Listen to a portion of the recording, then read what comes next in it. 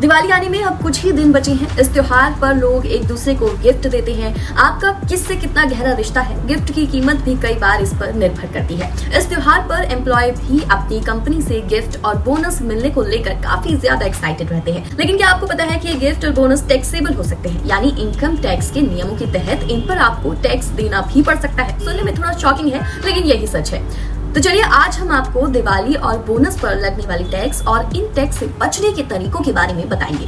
दरअसल income tax act के तहत कंपनी से मिला कोई भी गिफ्ट या बोनस अनुलाभ माना जाता है और अपनी सैलरी का ही एक पार्ट होने की वजह से ये टैक्स के दायरे में आता है। इसलिए बोनस से होने वाले इनकम पर लगने वाला टैक्स आपकी ओवरऑल टैक्स स्लैब के हिसाब से तय होगा। हालांकि कुछ दिवाली गिफ्ट और बोनस पर टैक्स नहीं लगता, जैसे कि 5,000 रुपए तक के गिफ्ट पर टैक्स नहीं लगता। कंपनी से मिले 5,000 रुपए तक के गिफ्ट पर कोई भी टैक्स मान्य नहीं होता। दूसरों से मिली गिफ्ट, किसी गैर रिश्तेदार यानी जो आपके रिश्तेदार नहीं है, जैसे किसी कस्टमर या सप्लायर से मिले गिफ्ट, आमतौर पर इन पर भी टैक्स नहीं लगता है, चाहे इनकी कीमत कुछ भी हो। दिवाली गिफ्ट या बोनस पर टैक्स बचाने के तरीके काफी सारे हो सकते हैं। अगर आप अपने दिवाली गिफ्ट या बोनस पर टैक्स देने से बचना चाहते हैं तो आपको टैक्स से बचने के इन तरीकों पर गौर करना बेहद जरूरी है।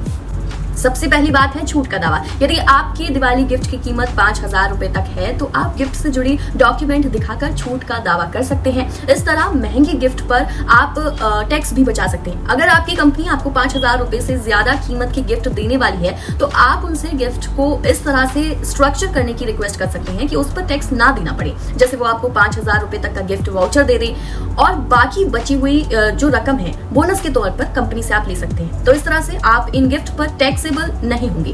कैश की जगह इन ऑप्शंस को भी आप चुन सकते हैं। कैश की जगह गिफ्ट वाउचर, सोने के सिक्के या कोई अप्लायंस देने का ऑप्शन बेहतर होगा, क्योंकि आमतौर पर कैश बोनस की तुलना में इन पर टैक्स लगने की संभावना बेहद कम होती है।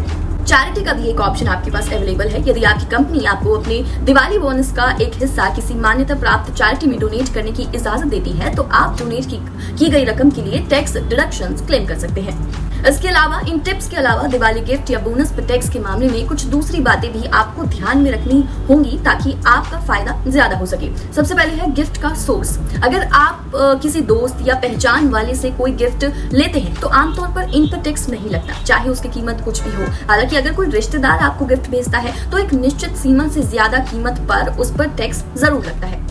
तो क्या आपको भी अपनी कंपनी या किसी रिश्तेदार से ऐसा कोई महंगा गिफ्ट मिला है जिस पर टैक्स आपको देना पड़ा हो? कमेंट करके जरूर बताएं। साथ ही इसी तरह की और रोचक जानकारी पाने के लिए हमारे चैनल को सब्सक्राइब जरूर कर दें। धन्यवाद।